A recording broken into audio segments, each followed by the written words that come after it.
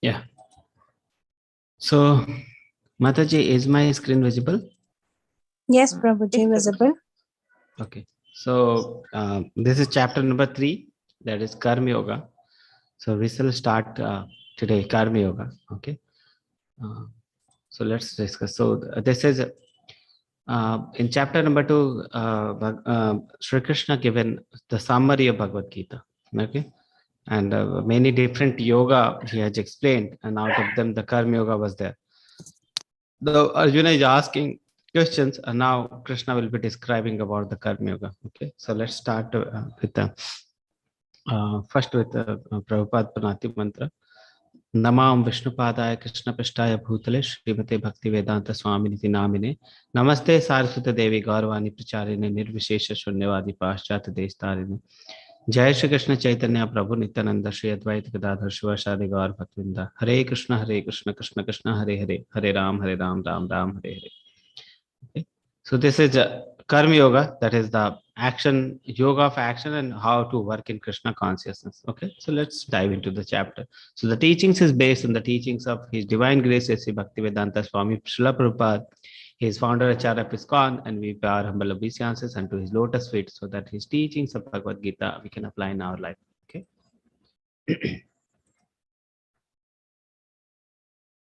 Okay, so this is chapter number 3.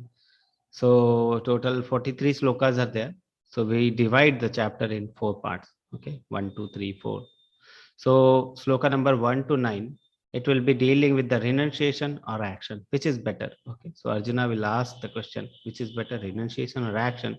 So we will deal with the confusion of Arjuna, and from here the detailed description of Bhagavad Gita will start. Okay, then from the 10 to 16, Krishna will be describing different yogas. Okay, Karma Kanda to Karma Yoga, and then from the 17 to 35, Nishkam Karma Yoga. Okay, how to act, how to work without detachment, with detachment, and to set an example. So to set an example, how to work, that is from 17 to 35, and from 36 to 43, the last part, that is lust. Okay, the greatest enemy of the soul is the lust. So we'll see that part. 1, 2, 3, 4. First, the confusion, then the different yoga, Karma Kanda to Karma Yoga, then about the Nishkam Karma Yoga, and then we'll deal with the last part. Okay, so these 4 sections will be today.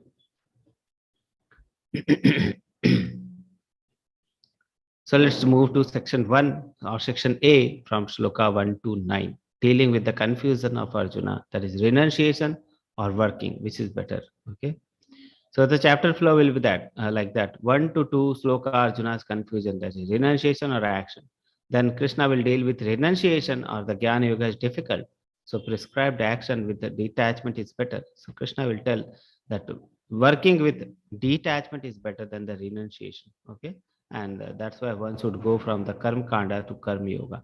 So Krishna will tell that working with detachment is better than the renunciation. Then he tells, even if Arjuna is qualified for renunciation, he will still do Niskam Karma Yoga. Why? Just to set an example. Just to set an example for the younger generation. Okay, so he should work like that. It will be. And the last part, lust part. Okay. So section 1, that is renunciation or work. Which one is better? Yes, Mataji. Yes. Hare Chitra Krishna Mataji. Prabhuji. Yes, Mataji. Hare Krishna. Arjuna uvacha jayasi chet karmanaste mata buddhir janardana tatim karmani gore ma niyojayasi keshava. Okay, Arjuna is asking which is better, Krishna. First you told me that working with detachment is better.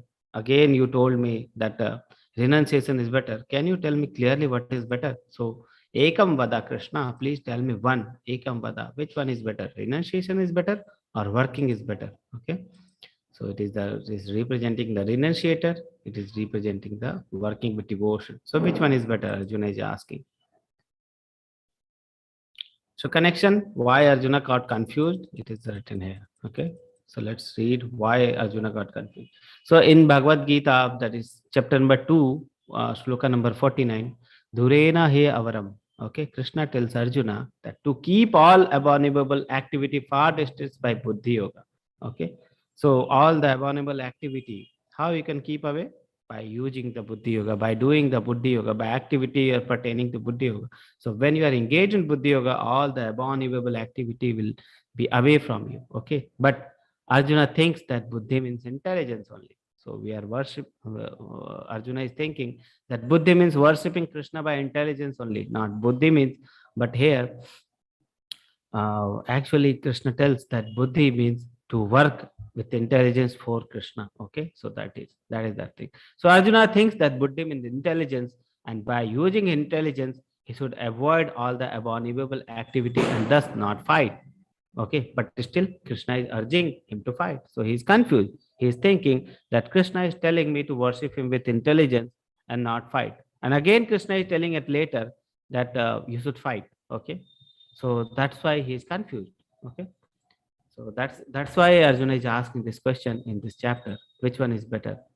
Okay, action is better or renunciation is better? Please tell me clearly. So chapter 3 begins with Arjuna's question to clarify this contradictory instruction. Okay, to worship him with intelligence. What is the meaning of worshipping with intelligence? That is Buddhi Yoga. Actually, Buddhi Yoga means working in Krishna consciousness. Your consciousness should be Krishna.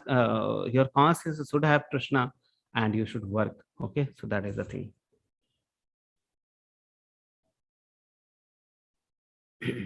According to Arjuna, renunciation, that is the only accumulating the jnana, okay, and work are incompatible. Okay, incompatible. He is thinking that both cannot be done simultaneously.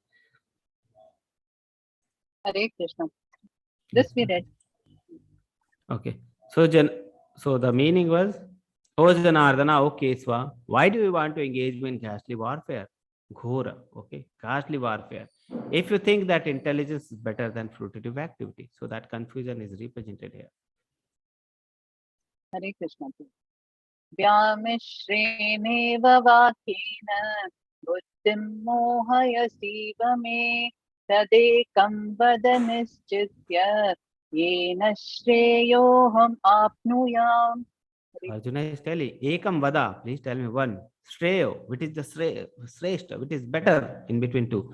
So my intelligence is bewildered by equivocal instruction. Therefore, please tell me decisively which will be the most beneficial for me, which will better for me to do. Okay. So Arjuna is confused between the two. Shri Bhagavanuvacha Lokesmin dvividha nishtha pura prokta maya nagha jnana yogena sankhyanam karma yogena yoginam. The blessed Lord said, O sinless Arjuna, I have already explained that there are two classes of men who realize the self. Two classes of men. Okay. Some are inclined to understand him by empirical philosophical speculation, another are inclined to know him by devotional work. So two classes are there. Okay. Whom Krishna is telling? Two classes. One who is philosophically trying to understand who is God, who is searching for God. Okay. And the other, that is Buddhi Yogi, they already know who is God and what are they doing? They are serving God. So two types of classes are there who are trying to understand God. So the difference is explained here. That is, one is called Sankhya Yoga. That's a philosophical speculation. They are thinking about Lord only. The second is the Buddhi Yoga or Krishna consciousness. Okay. So it is indirect path. Okay. Indirect path means we are trying to search God. Okay. We are trying to searching for the God, just like we are trying to search what is the where is the root of a plant. Okay, where is the root of plant? That is the you can compare with the Sankhya Yoga. But Buddhi Yoga, they already know that the tree is being sustained by this root. Okay, and they already know a root is there, and they are already watering the roots. Okay, so that is the thing. So that is the difference. So Buddhi Yoga is the direct path, and Sankhya Yoga is indirect path. Okay, direct path means elevated, directly elevating to Krishna. Sankhya Yoga, indirect path, like ladder. Okay, last time we have read ladder, and between these two difference. So it is dependent on personal endeavor. Person should know Sanskrit. Person should very nicely they should read the Vedas, and they try to search who is God. Okay, so that depends on personal endeavor. Okay, But in Bhuti Yoga, dependence on Krishna's mercy. They depend on Krishna's mercy. They are fully dependent on Krishna's mercy. Okay. So that is the difference. Second, the third thing, unsure of success, because they are doing on personal endeavor. Okay. They are not depending on Krishna. But when we depend on Krishna, there is surety of success. So Bhuti Yoga, there is surety of success. Okay. Fourth, initial purification required by prescribed duty. Unless and until your heart is pure, you won't be able to understand what is written in the Vedas. Okay. So initial purification is required by prescribed duty. And prescribed duty, why this prescribed duty? According to Varnashrama system is made. Varnashrama system duties are made just to purify the self, just to purify the person. And after purification, they can understand the Sankhya Yoga philosophy. So purification is required for Sankhya Yoga. But Buddhi Yoga, process itself is purificatory. Okay. Once a person engaged in Krishna's service, devotional service, that process itself is purificatory. So Krishna conscious process is itself the purificatory process. Okay. So initial purification by prescribed duty is not required. Person can directly engage in bhakti of Krishna. Okay. Because process itself is purificatory. Okay. So that is the difference between the two.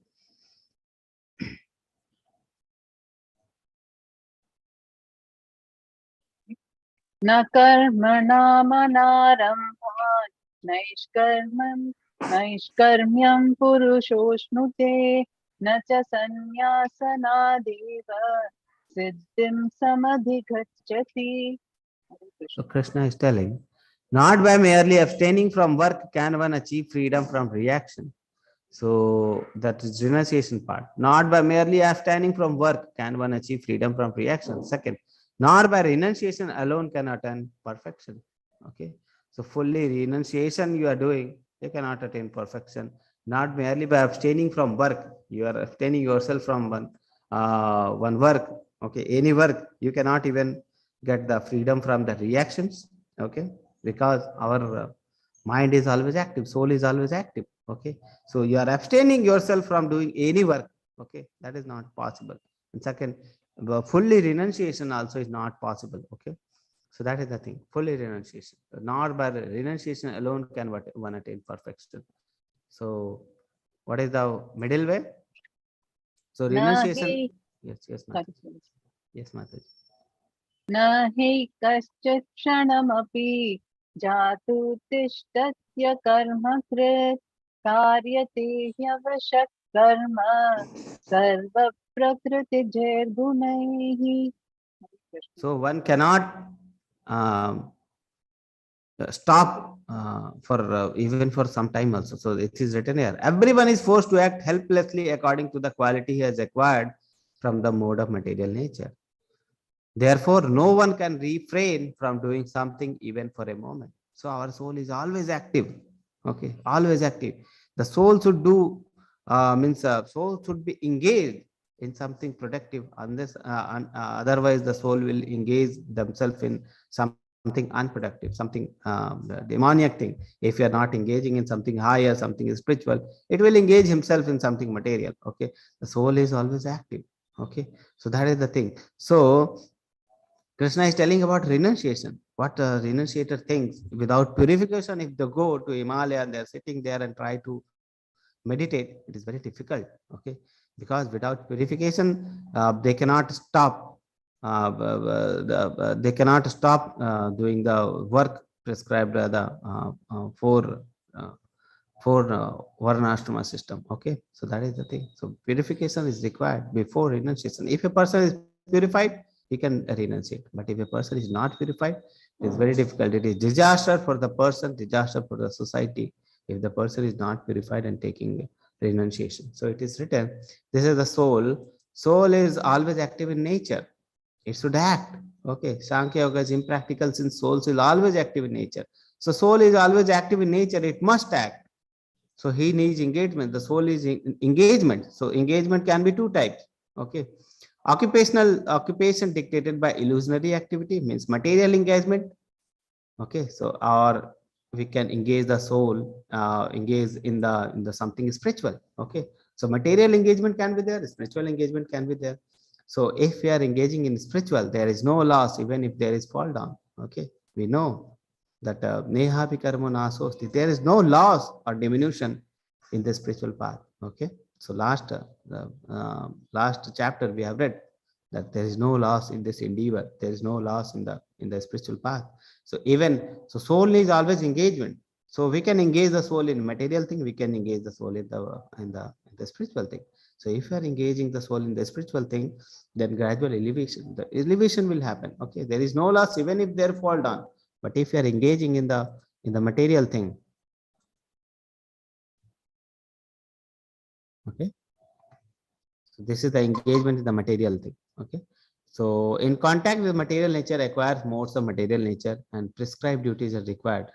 And prescribed duty purify the souls from the affinity and leads to Krishna consciousness. So there are two things. Okay, the soul needs engagement, so we can engage in the spiritual thing. We can engage in the material thing dictated by material energy. Okay, but still, if we are working in contact with the material nature, we are working under Varnashma system. What will happen? Gradual purification will happen. Prescribed duty, if you are doing due to Varnashma system, according to Varnashma system, then what will happen? Prescribed duty purify the souls from affinities and lead to Krishna consciousness. Okay, so that is the thing. It can be engaged in the spiritual thing. It can be engaged in the material thing. Material thing, if you are doing according to the Varnashma system, it will lead to gradual progression. Okay, in the spiritual path. But there is one but. Yes, Hare Mataji. Krishna, Prabhuji. कर्मेन्द्रियाणि संयम्य या आस्ते मनसा स्मरन् इन्द्रियार्थान् विमूढात्मा मिथ्याचार स उच्यते. हरे Krishna. That person is called Mithyachari. Which person? Mithyachari. One who restrains the senses of action, but whose mind dwells on the sense object.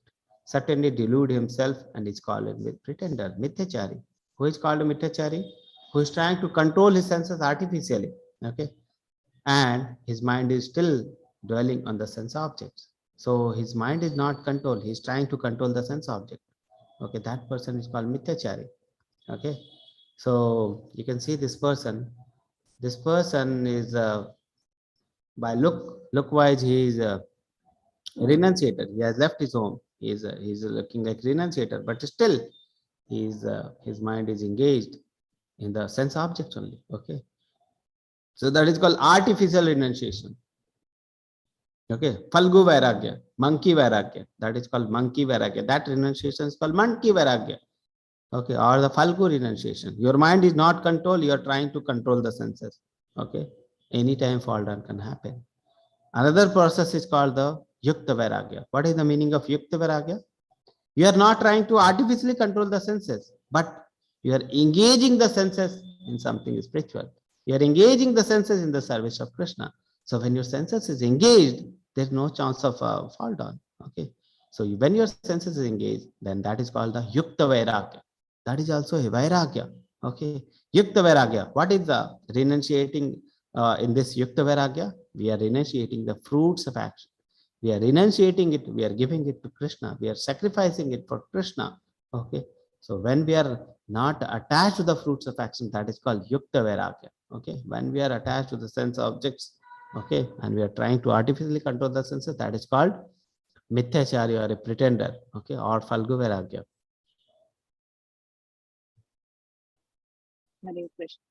यस्त्वेन्द्रियाणि मनसा नियम्यारभते अर्जुन कर्मेन्द्रियै कर्मयोगम् असक्तः स विशिष्यते.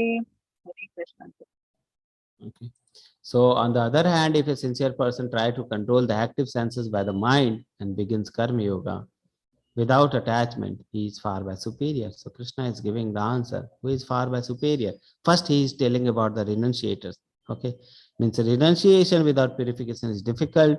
Even if your mind is you are artificially trying to control the senses, mind is not controlled, then anytime fall down can happen. This person is called pretender. Second, he is telling about the action. Okay, the person who is acting in Krishna consciousness. So the person who is acting without attachment to the fruits of result, that is the true renunciation or the action with devotion, that person is far by superior. That person is by far superior. So Krishna is giving the answer. action in devotion is better than the renunciation. Okay. So this flowchart depicts the same. Pretender or the greatest teacher, cheater, shows to be in deep meditation. But what is the but? Mind is still dwelling on the sense objects. His philosophy has no value because he is not practicing it. Knowledge stolen by illusionary energy of Lord. That is Maya. Okay, so he is still under the Maya. Okay. He shows to be in deep meditation, but his mind is still on the sense object. That is pretender, Mityachari. But and the second type, for sense enjoyment, there are 4 divisions of classes, social order: Brahmachari, Grihastha, Vanaprastha, and Sannyasa. Okay, so according to their Vanaprastha, according to their social orders, if a person is doing the action, so and follow the rules and regulations of the orders, okay, what will happen? It will lead to gradual purification. Gradual purification it will lead. So this Vanaprastha system, the social orders are being made for sense enjoyment of a person and gradual purification. Okay. A sincere person who is trying to control his mind and engage in Krishna consciousness without attachment is by far superior. So sixth and seventh. Sixth, it was told about the Mithyachari. Seventh, the action in devotion. And Krishna tells, by far superior is the person who does action in devotion. Yes, Mataji. Hare Krishna, Prabhuji. Niyatam kuru karma tvam karma jyayo hya karmanaha sharira yatra pichate na prasiddhyeda karmanaha. Hare Krishna. Perform your prescribed duty, for doing so is better than not working. One cannot even maintain one's physical body without work. Okay, so here comes people are confused. Okay, so many people still think that reading Bhagavad Gita means you are going to take sannyasa. That is the thing. You are fed up with your life and you want to take sannyasa. So if you are reading Bhagavad Gita, you will become sannyasi. That is what they think. Krishna is saying opposite. Okay. Perform your prescribed duty. You have to do your work. Okay. For doing is better than not doing working, not working. So doing is better than not working. Okay. So that is what Krishna is saying. One cannot even maintain one's physical body without work. So you have to work. You have to maintain. You have to do work as per prescribed duty because you have to maintain your body also. Okay. So that is the thing. We have to take care of the body also. It's not that a body is given to us, we don't care for the body. Body is given to us, we have to take care of the body also. Hare Krishna. Yajnata karmano nyatra lokoyam karma bandhanaha tadartam karma kaunteya mukta sanga samachara. But Krishna is first telling that we have to, that work in devotion is better.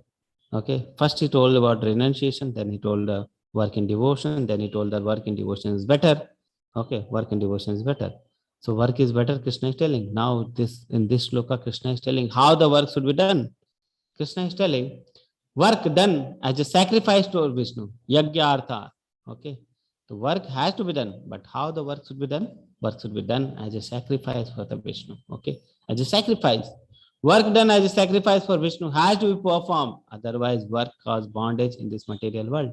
Whatever work we are doing, okay, if we are doing for ourselves, it will lead to some results like some good karma or bad karma, akarma, vikarma, karma, vikarma. Okay, so it will lead to some result, material result, and to enjoy those fruits of result, we have to take the material body again because the results are material. So if you are accumulating material results, we have to take material body again to enjoy those results. Okay. So that is the thing. So if you are doing the work for ourselves, it will cause bondage. If you are doing work for Krishna, then the result is also transcendental, not material. So we don't need to take material body. Simple. Okay. So therefore, O son of Kunti, perform your prescribed duty for his satisfaction, and in that way you will be always free from bondage. Okay. So we should work. It is good. Working is better than renunciation, but how the working should be? Working should be done as a sacrifice for Vishnu. Okay. Performing prescribed duty is better than working. Prescribed duty So two type thing, prescribed duty are there. One person can renounce the prescribed duty, one can leave the prescribed duty. Then what will happen? That is renunciation. Fall down, since activity is given up before purification of heart. So if a person is leaving the prescribed duty without purification, fall down will happen. But if a person is performing the prescribed duty according to the four class system, gradually purification of heart will occur. Gradual purification of heart will occur. Arjuna is a Kshatriya, as a Grihastha, he engages himself in war, not renouncing and going to forest. So this is required for him. He should engage himself in the war for the good cause. Okay, not renouncing the war, not going to the forest. Okay,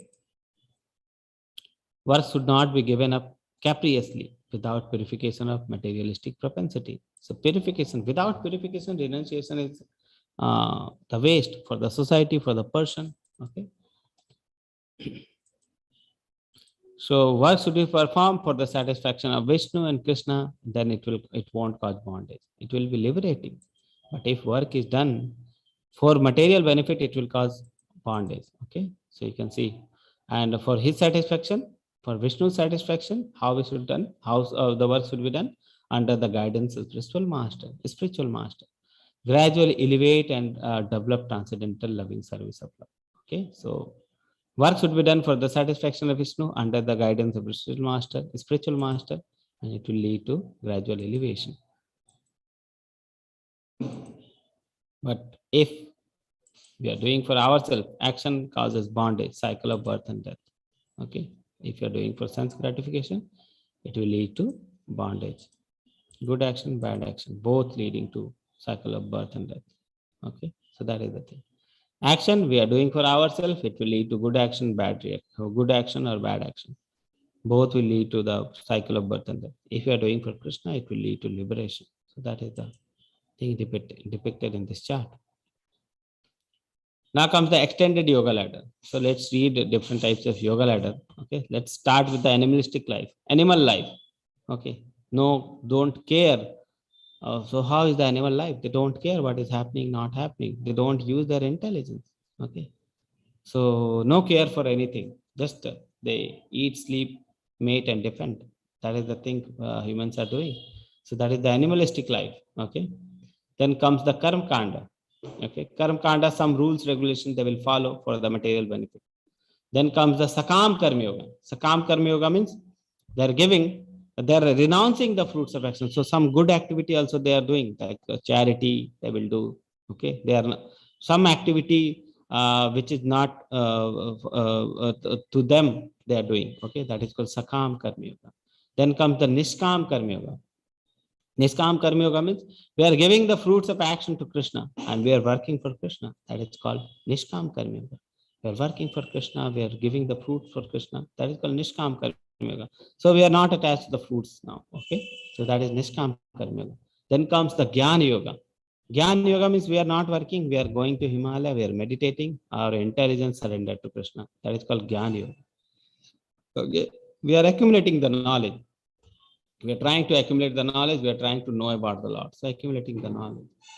Above that is the Ashtanga Yoga. Ashtanga Yoga, they are meditating on the Lord's form, the Paramatma form. Okay. They are mystic siddhis, mysticism. So they have many powers, useful power. They can go from one place to another, one planet to another. Okay. Ashtanga Yoga. They have mystic powers, siddhis. Okay.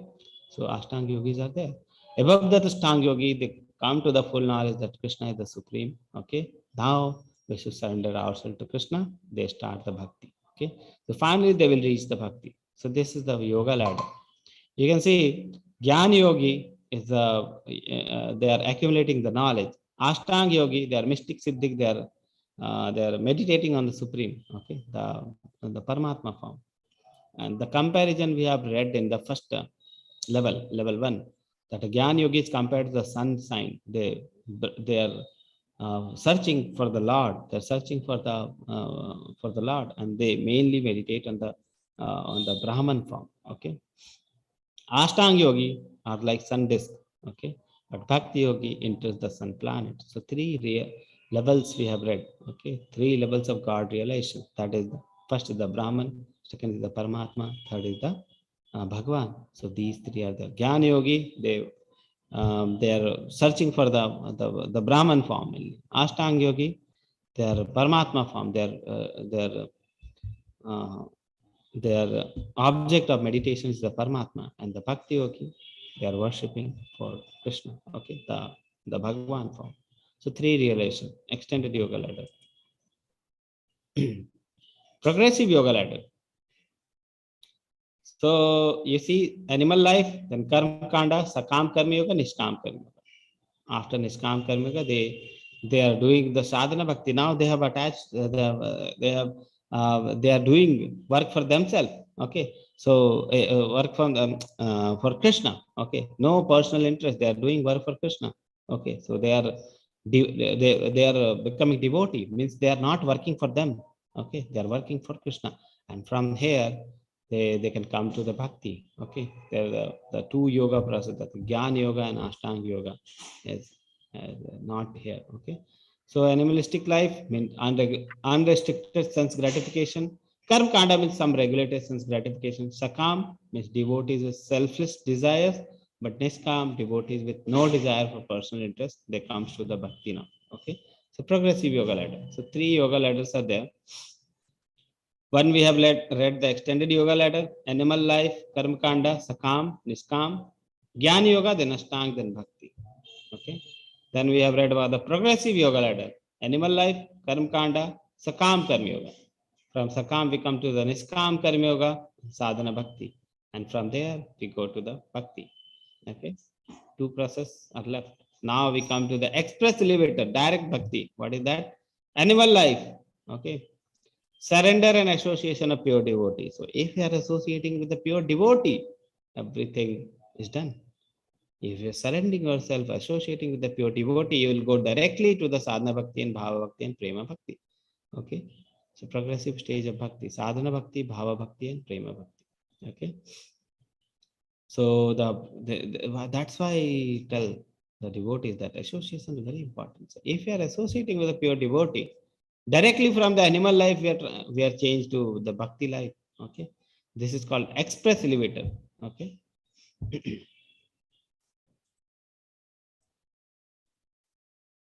So if a person is too attached to material life and cannot perform niskam karma yoga, then for them Krishna described the yoga ladder from the lowest strength and gradually moving higher from karma kanda to karma yoga.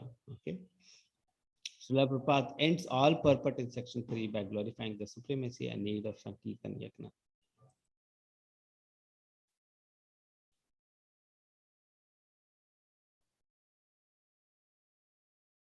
Hare Krishna. Sahayajna praja shrishva purovacha prajapatihi anena prasavishyadvam eshavot kamaduk.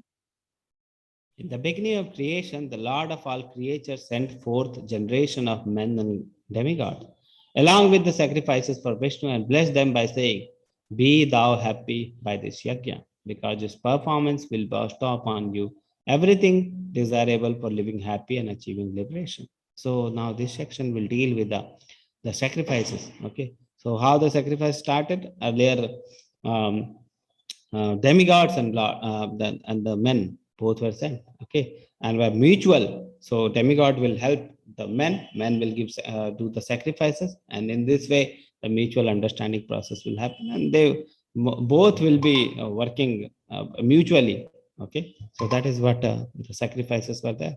That's why sacrifices were meant for. By doing the sacrifices, demigods will be pleased. Okay. Yes, Mataji, this sloka is same only. Devan bhavayatanena te deva bhavayantu vaha parasparam bhavayantaha shreya param avapsyata. Hare Krishna. So parasparam help. They will do paraspar coordination between the men and demigods. So the demigods being pleased by the sacrifices will also please you. And thus by cooperation between the men and demigod, prosperity will reign for all. Okay. So the demigods will be pleased. They will give rain. They will give all the natures favorable nature, okay, and then the grain will grow, and after grain will grow, they will again, the men will again sacrifice them to the demigods, okay. So that was the process earlier. So the demigods is happy after sacrifices, they will help the men after getting help, they will grow the grain, they will again do the sacrifice. So that was the cycle. इष्टान् भोगान् हि वो देवा दास्यन्ते यज्ञभाविताः तैर्दत्तानप्रदायैभ्यः यो भुङ्क्ते तेन एव सः. In charge of the various necessities of life, the demigods, being satisfied the performance of yajna, will supply all the necessities to you. Okay. But he who enjoys such gifts without offering them in demigods to the demigods in return is certainly a thief. Okay. What is there? What is there? What is told in this sloka? It is told that a person is thief who is just enjoying the fruits and not sacrificing anything to the demigods. Okay. So without sacrifice, if we are taking the results, that we are called as a thief, because without the help of the Lord, we cannot even grow the grains.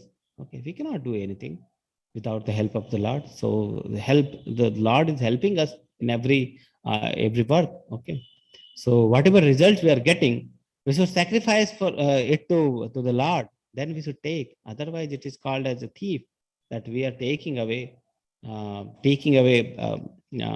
without sacrificing it. Okay, because their help is also there. Okay, just like if two partners are there and they are doing some work and they are gaining some money. Okay, if one partner says that no, this all money is mine. Okay, I won't give the money to other person. That the person who is taking the money will be called as thief. Okay, so the same thing.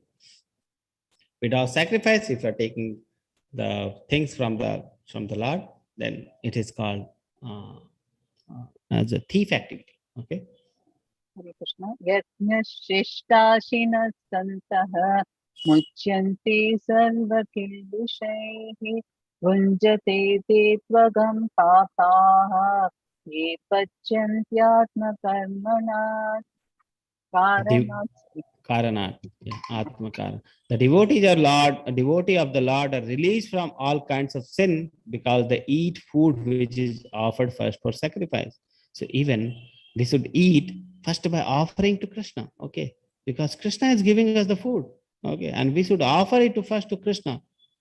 If you are not offering, what will happen? Say that this is what Krishna says. Others who prepare food for personal sense enjoyment verily eat only sin. So if you are not sacrificing, that means this is same thing like thief activity. Okay, we are stealing. Okay, so that is the same thing which was explained in the previous shloka. So if we are not sacrificing for Krishna and we are taking the food, we are making the food for our sense gratification, then that is we are eating only sin only. Okay, that is we are eating only sin. That is what Krishna is telling. So first we should offer to Krishna whatever food we are making. We should offer it to Krishna. Then the offering, after offering, we can accept the food as prasadam. Okay, so that won't cause sin. That is the spiritual. That will call prasadam. Okay. अन्नाद् भवन्ति भूतानि पर्जन्यादन्न सम्भवः यज्ञादवति पर्जन्यः यज्ञः कर्म समुद्भवः. हरे Krishna. All living bodies subsist on food grains which are produced from rain. Rains are produced by performance of yagna, and yagna is born of prescribed duty. Why eating without sacrifices sin? Because all the food grains are produced from the rain. They are dependent on the rain for the food grain. Human beings are dependent on the rain for the food grains. And rains are produced due to the sacrifice. Okay. And yagna is born of prescribed duty. So cycle of sacrifice is explained here. This is Krishna, and Krishna is giving us the Veda, the words of Krishna as Vedas. Okay, and in the Vedas, the duties are prescribed, our prescribed duty. When we are working for our prescribed duty, we are getting the result, and we are giving the result to Krishna as sacrifice. Okay, And after the sacrifice, we are getting the rain from Krishna again. Okay. And from the rain, we are producing the grain. And from the grain, we are making the prasadam. And again, we are giving back to Krishna. Cycle of sacrifices. Krishna is giving us rain. We are giving back in the form of prasadam. Rain, prasadam, rain, prasadam. Okay. Hare Krishna. कर्म ब्रह्मोद्भवं विद्धि ब्रह्माक्षरसमुद्भवं तस्मात् सर्वगतं ब्रह्म नित्यं यज्ञे प्रतिष्ठितम्. Regulated activities are prescribed in the Vedas, and the Vedas are directly manifested from the Supreme Personality of Godhead. Okay. Consequently, all pervading transcendence is eternally situated in the act of sacrifices. So, sacrifice is very important. That is what it said here. Regulated activities prescribed in Veda, and Vedas are word of Krishna. Okay. And when we are doing our activity and we are giving the result to Krishna, that is called sacrifices. And from sacrifices, rain from the rain, grain, and from the grain, prasadam, again back to Krishna. That the cycle of sacrifices which we have read. Okay. एवं प्रवर्तितं चक्रं नानुवर्तयति हयः अगायुरिन्द्रियारामो मोगं पार्थ स जीवति. My dear Arjuna, one who does not follow in human life the cycle of sacrifice thus established by Vedas certainly leads a life full of sin. So sacrifice is very important. Okay. Because unless and until we are doing the sacrifices, it will lead to life full of sin only. Living for the satisfaction of the senses, such a person lives in vain. There is no meaning for living for the satisfaction of the senses.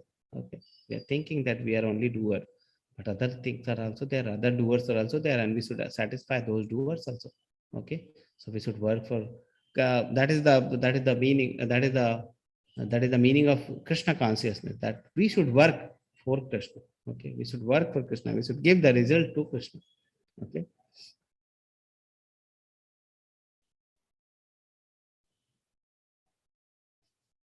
Now comes the section 4. Nishkam Karma Yoga to set and correct example. So let's read about. So a Nishkam Karma Yogi think that prescribed duty, why I should do prescribed duty? I am a soul. Okay. So yogi can think like that. I am a soul. For soul, there is no work. Okay. So why I need to do prescribed duty? I do not have any sense gratification. I do not have any material desire, nor I desire higher loka, nor I desire this material world. Okay. I know that I am not this body, I am soul. Then why should I work?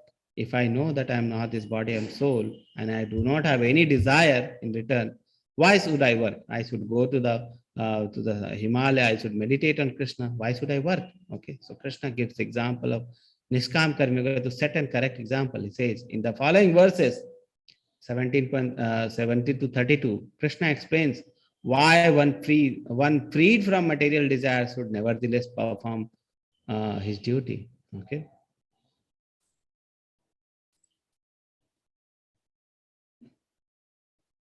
So why we should perform the material duty is described. Okay. Even though we are liberated soul, even Krishna was liberated soul, even Janaka was liberated soul, why they were doing duties, that is described in this part.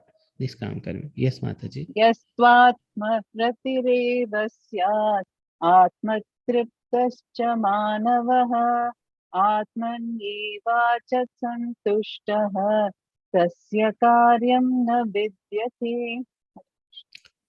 But for one who takes pleasure in the self, whose human life is one of self-realization, and who is satisfied in the self only, fully satiated, is free, for him there is no duty. So that is what, there is no duty. A person who is purified himself, who is fully purified, who is fully self-realized, there is no duty for him.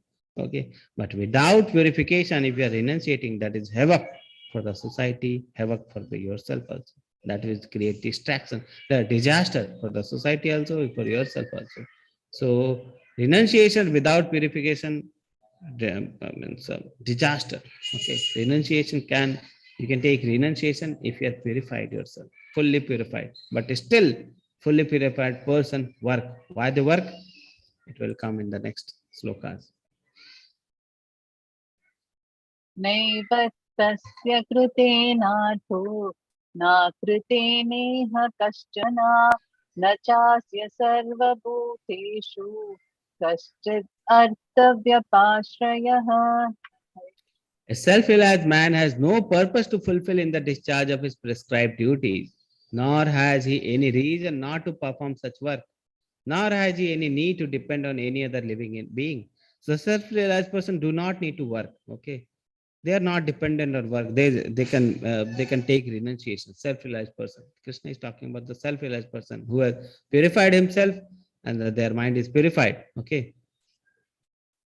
तस्मात् असक्त सततं कार्यं कर्म समाचर असक्तो ह्याचरन् कर्म परम् आप्नोति पुरुषः. Therefore, without being attached to the fruits of activity, one should act as a matter of duty.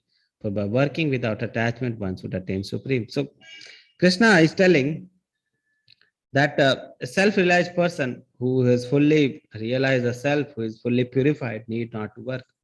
Still, they should work. Still, they should work. Why they should work? Just to set an example for the general mass of society. Okay, if they are not working, general mass of people will follow the great people.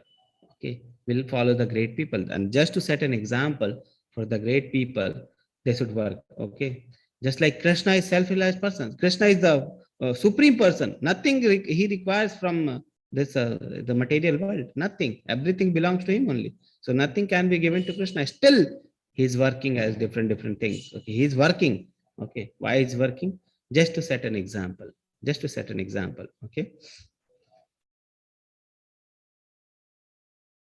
कर्मण्यैव हि संसिद्धिम् आसीत् जनकादयः लोकसङ्ग्रहमेवापि सम्पश्यन् कर्तुम् अर्हसि.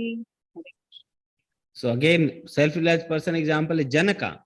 King such as Janak, attained perfection solely by performance of prescribed duty. Therefore, just for the sake of educating the people in general, you should perform your work.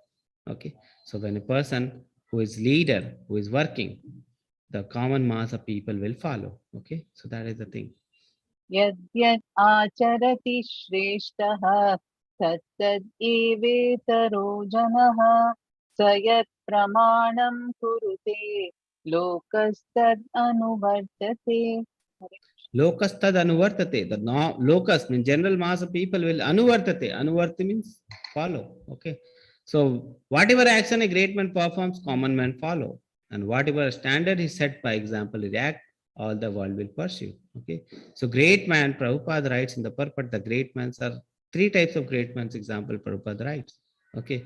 So great man should perform the work. Why? They should, for the educating the general.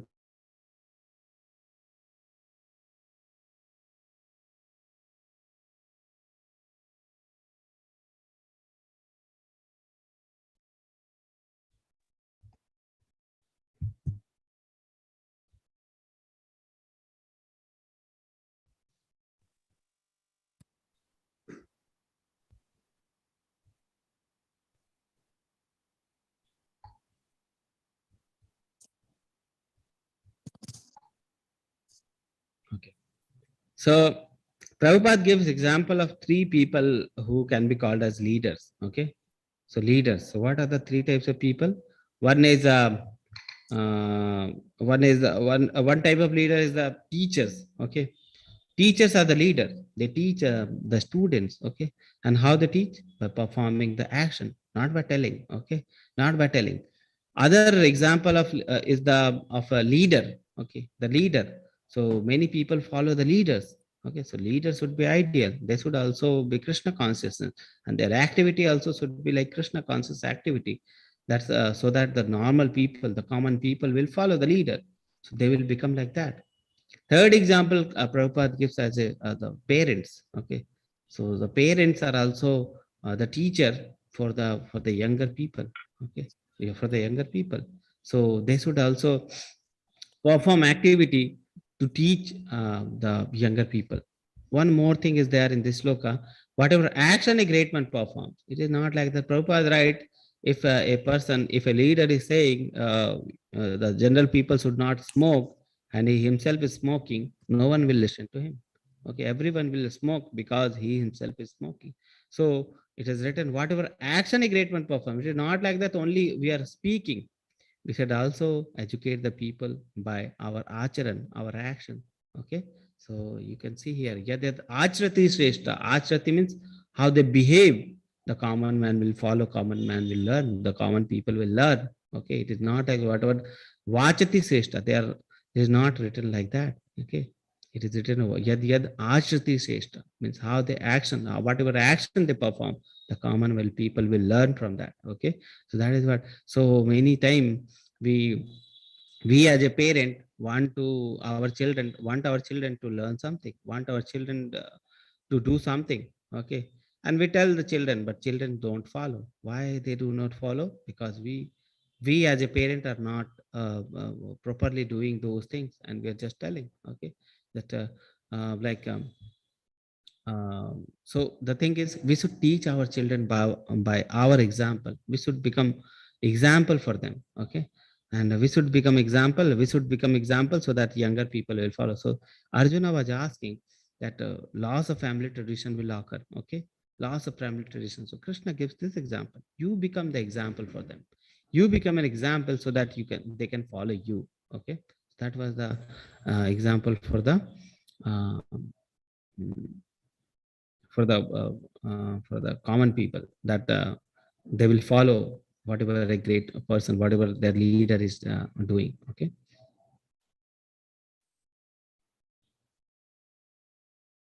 न मे पार्थस्ति कर्तव्यम् त्रिषु लोकेषु किञ्चन नानावाप्तम् अवाप्तव्यम् वर्त एव च कर्मणि. O son of Pritha, there is no work prescribed. Hare Krishna. Hare Krishna, Prabhuji. Yes, your sound in the last was not there, Mataji. That's it. Okay. I'll read So it again. no, Mataji. The last only. Varta evacha karmani. O son of Pratha, there is no work prescribed for me within all the three planetary system. So Krishna, there is no need to work. Everything belongs to Krishna. And he says, nor am I in want of anything, nor have I a need to obtain anything, because everything belongs to me. Nothing I want from this world. And yet I am engaged in prescribed duty just to set an example for the coming generation. Okay. So that is the thing. The self-realized person should act. Okay, it is not like that. If a person is self-realized, he should go to the Himalaya, he should take sannyasa. It is not like that. They should still act just to set an example. So just to set an example for the general people. उत्सीदे sorry यद्यहं नव यदि ह्यहं न वर्तेयं जातु कर्मण्यतन्त्रितः मम वर्त्मानुवर्तन्ते मनुष्या पार्थ सर्वशः. So for if I ever fail to engage in carefully performing prescribed duty, O Partha, certainly all men would follow my path. So if I am not doing my duty, every person will follow my path. So this is the example, the bagpiper. Okay. One example was there that all person used to follow that, like that. Okay. So great person, whatever action they are doing, the general mass of people will follow. And a person who is self-realized should work just to set an example for the general people. Okay.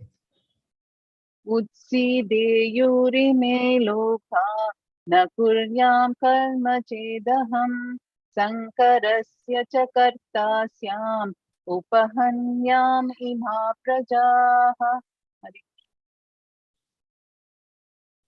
If I do not perform prescribed duty, all these worlds would be put in ruination. I would be the cause of creating unwanted pollution, and I would therefore destroy the peace of all living being. Okay, so if I am not guiding them, if I am not a self-realized person is not guiding them, okay, then this will lead to the the lead to destruction. Okay, so that is the one question by Arjuna, the argument by Arjuna for the destruction of family tradition. So as Krishna is saying, be an example. Be an example for your younger generation. Do not leave this war. If you are leaving this war, it will give bad impression on your younger generation. So better you give a good example that you have worked as per your prescribed duty. Okay.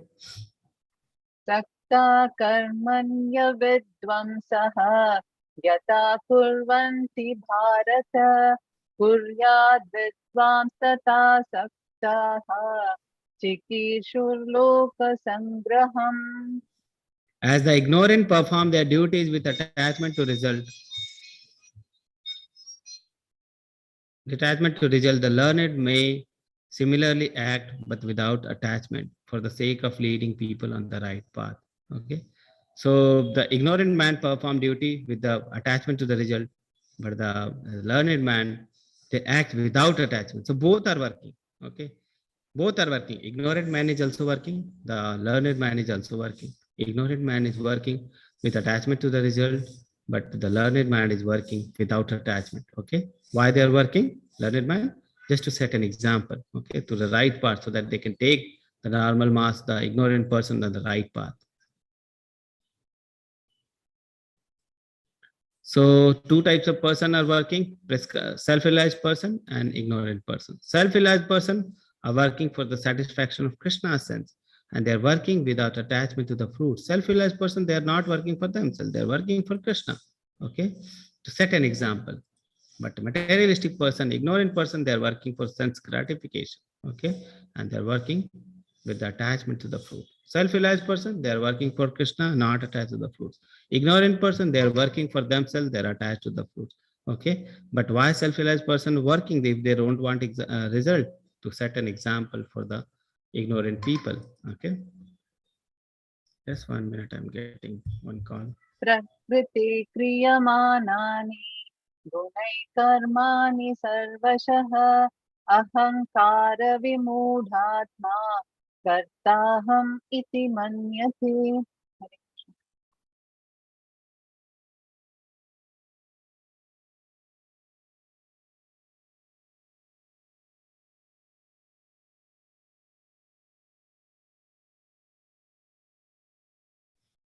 Okay. So the spirit soul, bewildered by the influence of the false ego, thinks himself the doer of the activity that are actually carried out by the three modes of material nature. So there are three doers. What are the three doers? One is the soul. Soul's work is to desire. Second is the super soul. The super soul is the uh, sanctioner. Okay, so super soul will sanction whatever desires we have. Super soul will sanction based on our karma, and nature, this material nature will carry out. This body also belongs to material nature. Endeavors, material nature, body, material nature, these will carry out. Okay, so in actuality, a spirit soul thinks himself the doer, but in actuality, the work is done by the material modes. Okay, material nature. तत्त्ववित्तु महाबाहो गुणकर्म विभागयोः गुणागुणेषु वर्तन्ते इति मत्वा न सज्जते. हरे. One who is in knowledge of the absolute truth, O mighty arm, does not engage himself in the senses and sense gratification, knowing well the difference between the work and devotion and work in fruitive activity. So he knows the difference between the working for the self-relation and working for the fruitive action, working for the devotion, working for the fruitive activity. So that is the difference. The two types of people is explained here. The ignorant person, they are working for themselves. The self-realized person, they are working for Krishna, just to set an example. Okay. प्रकृते गुणसम्मूढाः सज्जन्ते गुणकर्मसु तान् कृत्स्नविदो मन्दान् कृत्स्नविन्न विचाल्यलये. Bewildered by the modes of material nature, the ignorant fully engage themselves in the material activity and become attached. But the wise should not unsettle them, although these duties are inferior due to the performer's lack of knowledge. So Krishna is actually telling this sloka that two types of person Krishna has already described. One is the person who is self-realized, who knows what is their actual duty, what a person should do. Okay. On the other side, there is person who is ignorant. They do not know what they should do. Okay. They are engaged in the materialistic activity. And Krishna says that why should not unsettle them? Why should not tell them that you should not do the duty, you should be engaged in the devotional service. Not, this should not be done by the wise people. Why? Because although these duties are inferior due to the performance lack of knowledge, they should not unsettle them. Okay, because purification is not there. Okay, when purification is there, then only they can accept. So gradual purification is required. So the wise should guide them by doing the prescribed duty. Okay, how they should do the prescribed duty. They should not unsettle them that you should do this, you should not do this. They should set an example for them so that they work in that way. Okay, so that is what written here. मयि सर्वाणि कर्माणि सन्न्यस्यादात्मचेतसा निराशीर्निर्ममो भूत्वा युध्यस्व विगतज्वरः. Jvara means fever. Okay, therefore, O Arjuna, surrendering all your works unto me with full knowledge of me, without desire for profit, with no claim of proprietorship, and free from the lethargy, fight. So again, after explaining all these things, Krishna is telling Arjuna to fight in devotion. Fight with them means work you do with devotion. Surrendering all your work to me with full knowledge of me, without desire for profit. Okay, so this is how work should be done. So Karma Yoga describe how we should do the work. How we should do the work for Lord? Surrendering all the work unto me, with full knowledge of me, without desire for profit, with no claim of proprietorship, free from the lethargy, fight, free from the lethargy, Vigto Jora. Okay, fight.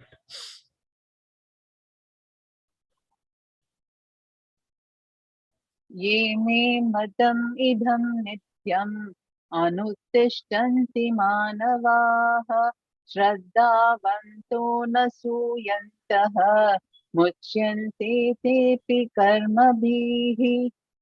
Those persons who execute their duties according to my injunctions and who follow these teachings faithfully without envy become free from the bondage of fruitive action. So these are the instruction for a person to do his work. Okay. So in this chapter, Krishna is telling the instruction how a person should do the work. Okay.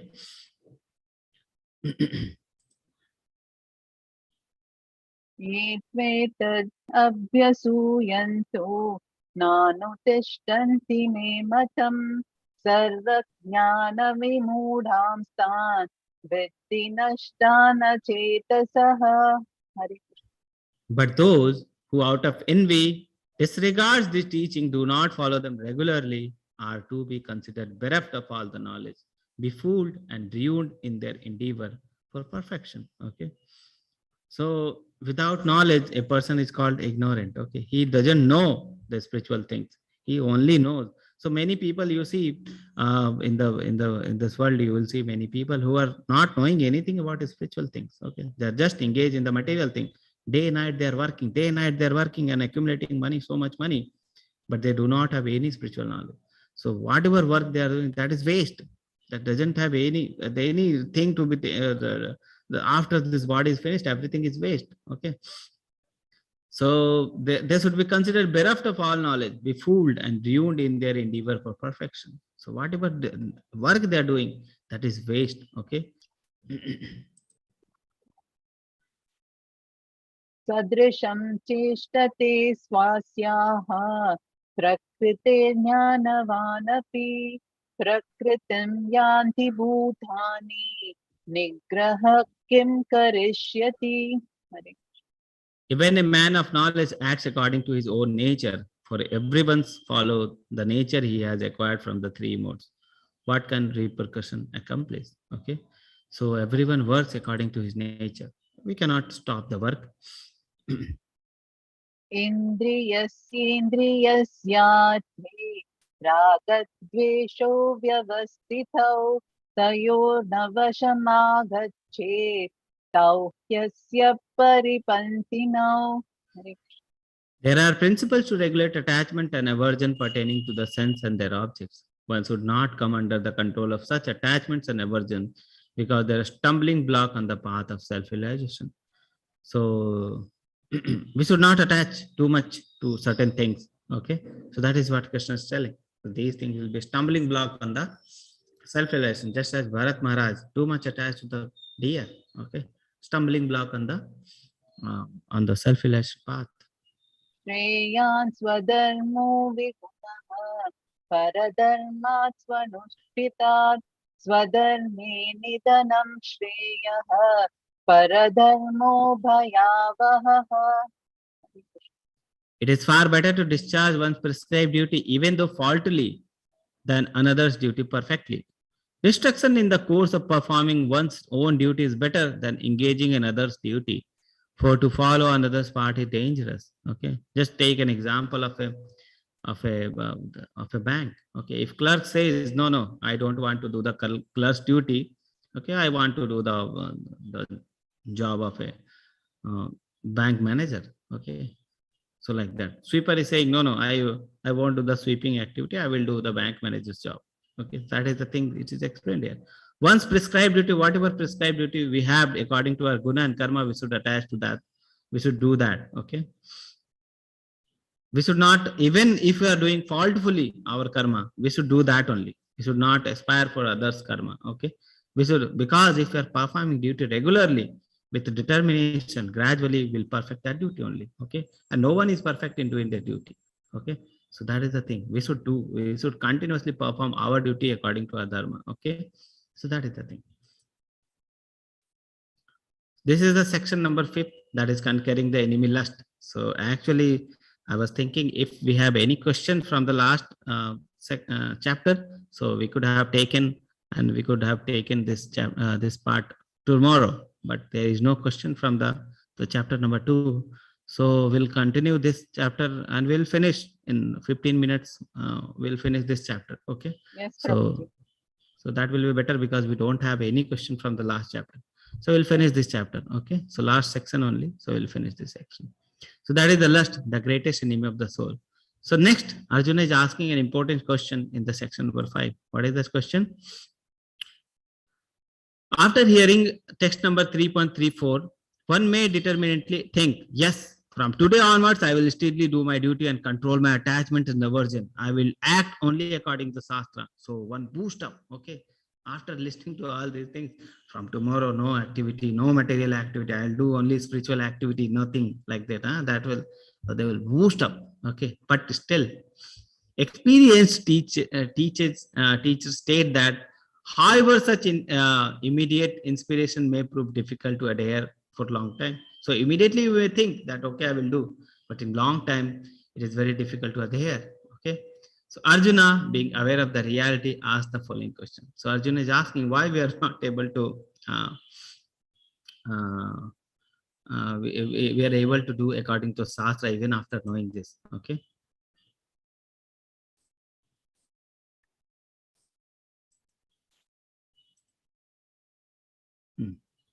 So Arjuna is asking this question. Yes, Mataji. Arjuna uvacha atatkeన प्रयुक्तोऽयं पापं चरति पूरुषः अनित्यम् अपि Varshney बलादिव नियोजितः.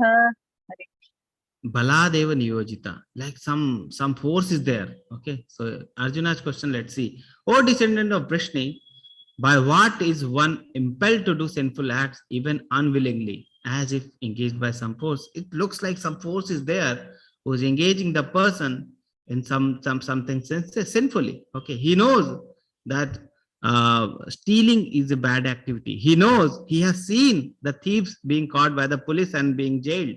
He has seen the thieves in the prison. He knows that they will be punished. Even after knowing all these things, a thief will do the stealing. A thief will do the stealing. Okay. Even he knowing perfectly, even after knowing him perfectly that this is not a good thing, he will be engaged in those things. Why he is engaged in those things? As if some certain force is there who is who is who is forcing him to act even unwillingly. Okay, so what is that force? Arjuna is asking. Okay.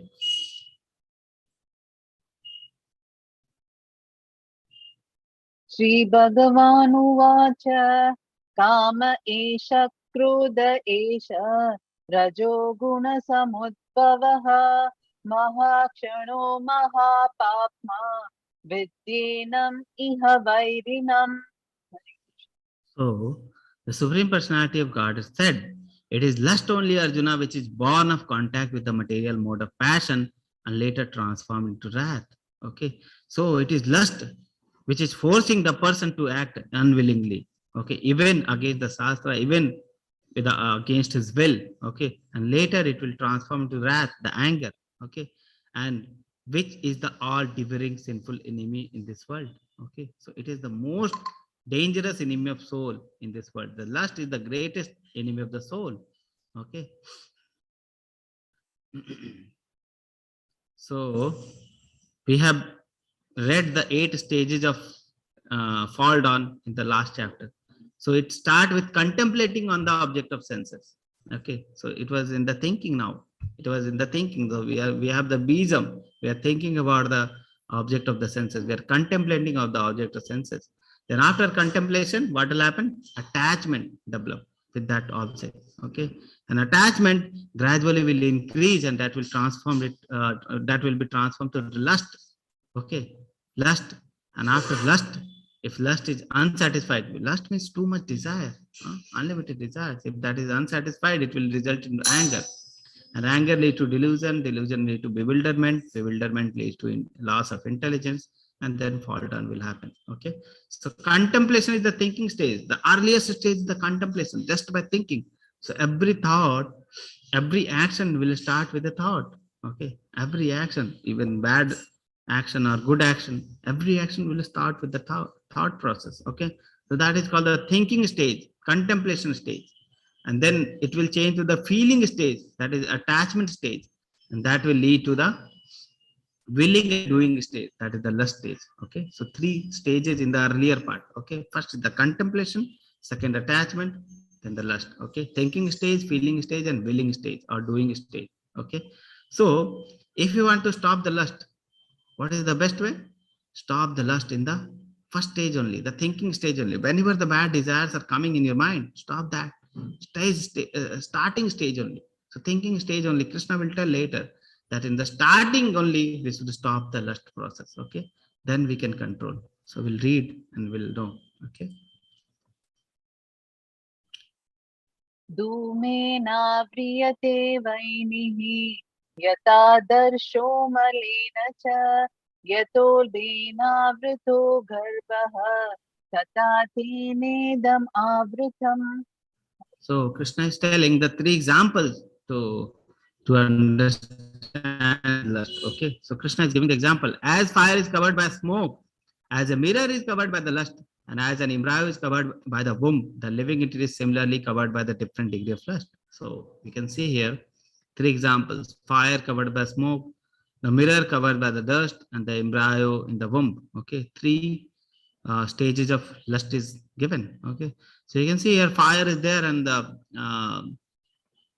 in the fire there will be smoke upside. Okay, so how to clear that lust? That very subtle lust is there. The covering of lust is very subtle. So even a small amount of air is blowing, then it will clear the dust, the smoke, and fire will ignite. So a small amount of air, attachment with the devotee, association with the devotee, chanting, reading, the smoke is covered. Now the Krishna conscious fire will glow. Okay, so small amount of lust, small degree of lust. Okay, human beings are compared to the small degree of lust, that is fire covered by the smoke. Second degree, that is little bit higher, mirror covered by the dust covering the mirror. So now the dust is covering the mirror. By air, it won't be clear. Okay, we need someone to clear the lust. Okay, so little bit difficult to remove the lust. So second degree of lust is there, where the dust is covering the mirror. Okay, so the animals are beast are compared to this type of lust. So that the lust degree is little bit thicker in the animals and the beasts. Okay. Third degree is the embryo covered by the womb. Okay. So small amount of clearing won't have any effect on the embryo covered by the womb. Okay. Very thick covering. Okay. Very hard covering, very thick covering. Okay. So this type is compared to the trees. Okay. The trees, the plants. Okay. So their lust is very thick, very thick. Okay. So 3 degrees of lust Krishna described to understand the lust. Okay. Hare Krishna. Avritam jnanametena jnanino nityavairina kamarupena kaunteya dushpurena nalena cha. Hare. So, thus the wise living entities' pure consciousness become covered by the eternal enemy in the form of lust, which is never satisfied and which burns like fire. Okay. So, the wise pure consciousness is covered by the lust. That is the eternal enemy. Lust is called the eternal enemy of the soul. Okay. And it is qualities which is never satisfied. Lust cannot be satisfied. Ever increasing lust. Okay. And which burns like fire. Okay. So this is the one example it is written. Indriyani mano buddhir asyadhishtanam uchyate ete vimohayat yesha jnanam avritya dehinam. So now the example of the chariot example is there. Okay. It is said this body is like a chariot, and this horses of the chariot is like the senses. 5 senses, 5 horses. Okay. And the rails or the rassis or the ropes which are controlling the horses are like mind. Okay. So mind can control the senses. But the Sarathi or the chariot driver is the intelligence. So intelligence can control mind, and through mind it can control the senses. The soul is even higher than intelligence. Okay. So the it is like that. This body is compared to the chariot, horses are the senses, and the mind is the rails, and the intelligence is the Sarathi, and the soul is the passenger. Okay. So the soul is higher than the intelligence is higher than the mind is higher than the senses. Okay. And senses is above the bodily platform. Okay. So the senses, the mind, and the intelligence are the sitting places of the lust. So these 3, intelligence, mind, and senses, are the sitting places of lust. So these 3, intelligence, mind, and senses, are the sitting places of lust. Okay. Through them, lust cover the real knowledge of the living entity and bewilders them. So through them, lust sits on these platforms and cover the real person, the living entity, the soul. Okay. Tasmat tvam indriyanyadham niyamya bharatarshabha papmanam prajahikyenam jnana vijnana nashanam. Therefore, O Arjuna, best of Bharata, in the very beginning curve this great symbol of lust, a great symbol of sin, that is lust. By regulating the senses and slay this destroyer of knowledge and self-realization. So Krishna is telling how to control this lust. Krishna is not telling. So Arjuna asked about only the lust. So now how Krishna is beautifully describing, he tells that the greatest enemy is lust. Then he told that where is the sitting place of the lust. Okay. Then he is telling how to control the lust. So how to control? In the very beginning only control the lust. Very beginning only. So what are the 2 meanings can be there of the very beginning? First is the bijama stage or the thinking stage only. When we are contemplating on the object of senses, then only we can control. That is the one meaning.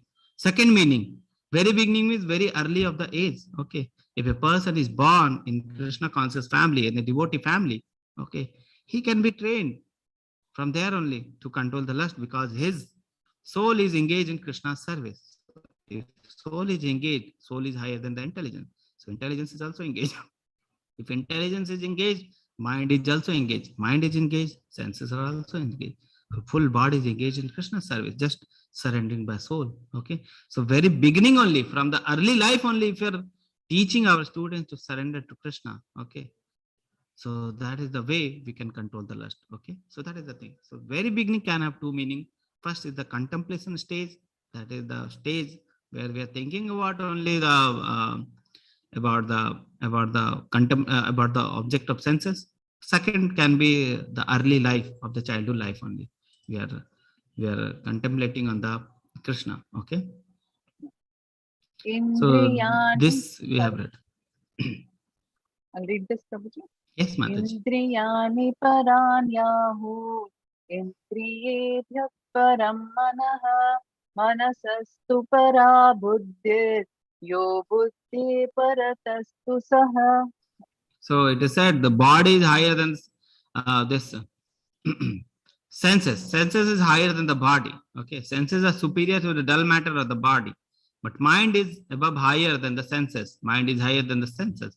Intelligence is still higher than the mind, and the soul is even higher than the intelligence. Just like the chariot example. Okay, the soul is the passenger, higher than the intelligence, the chariot driver, and the mind is the rails, or the reins, or the rusty, or the ropes. So the intelligence, the chariot driver is controlling the mind, okay, or the rusties, and the mind is controlling the senses or the horses, and the horses is above the body. Okay, so that is the thing. So if we are surrendering ourselves, our soul only to the service of Krishna, everything will streamlined.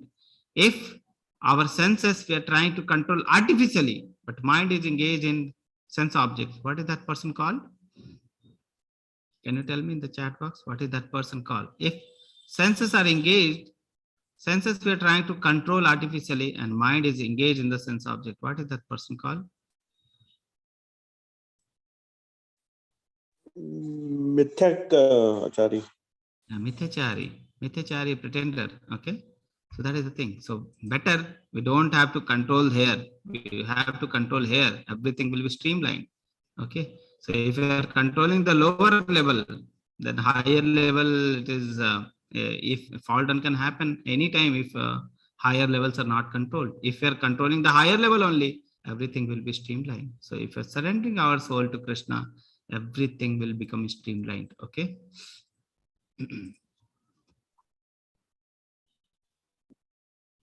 So last sloka.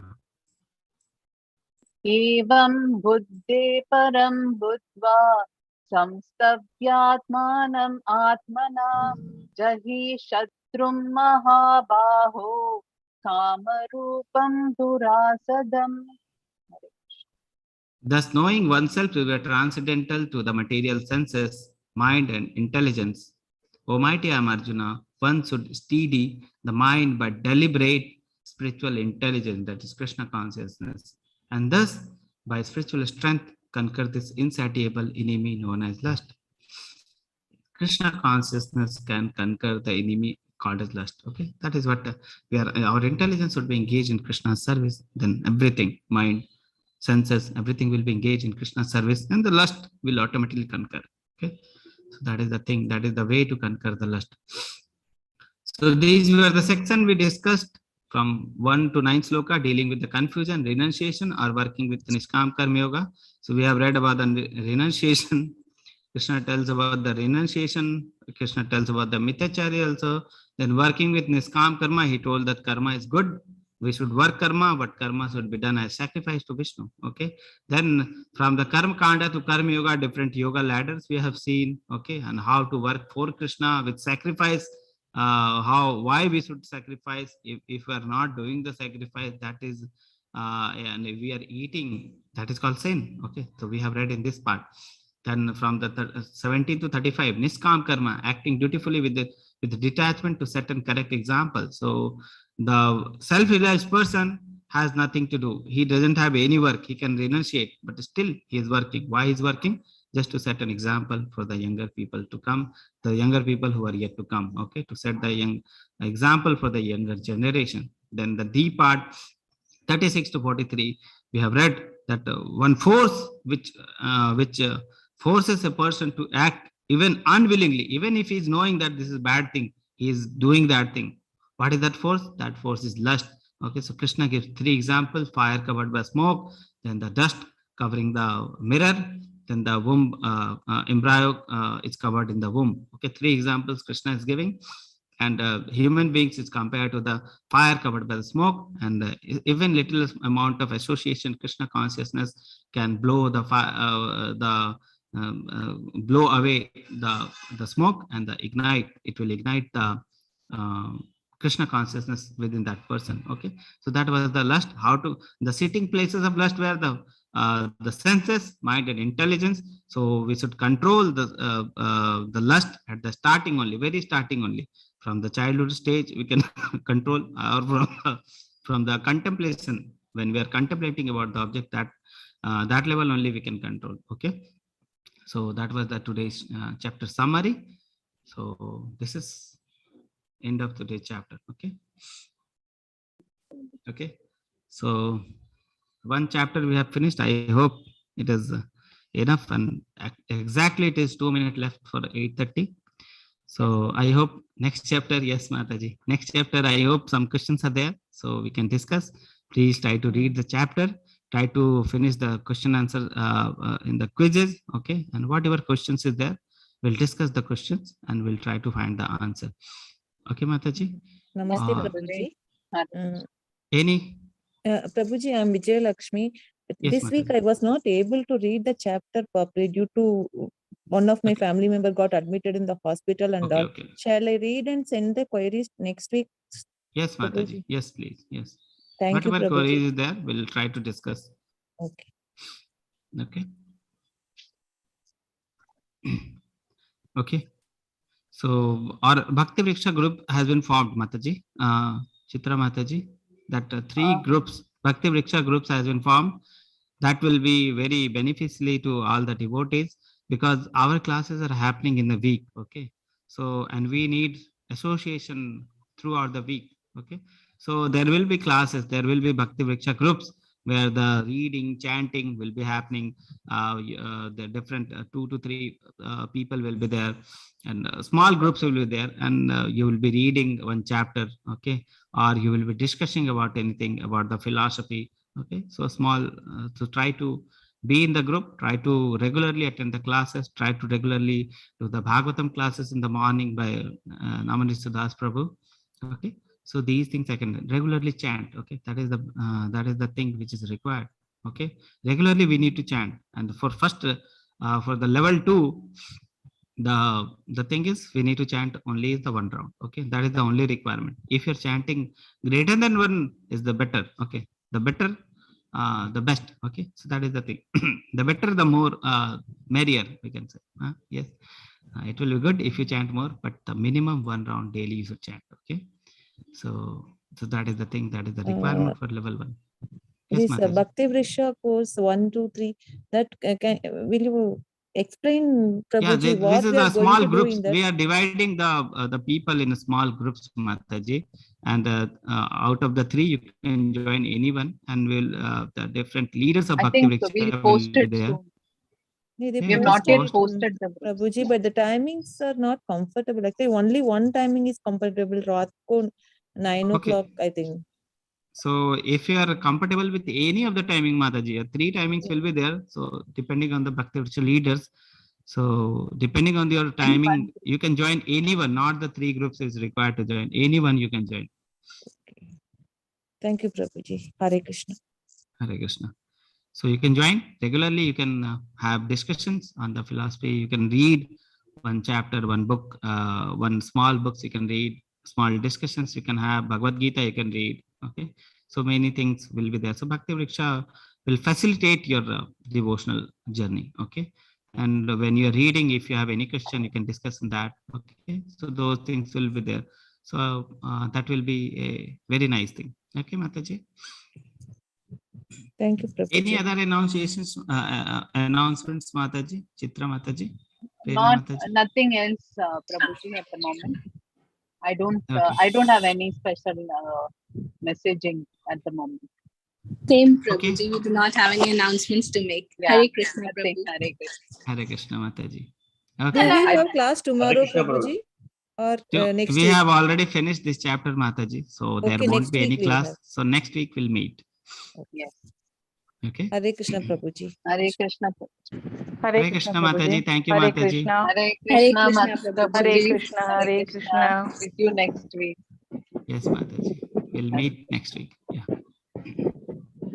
Vanchakalpatarubhascha kripa sindhu bhavevacha patitanam pavane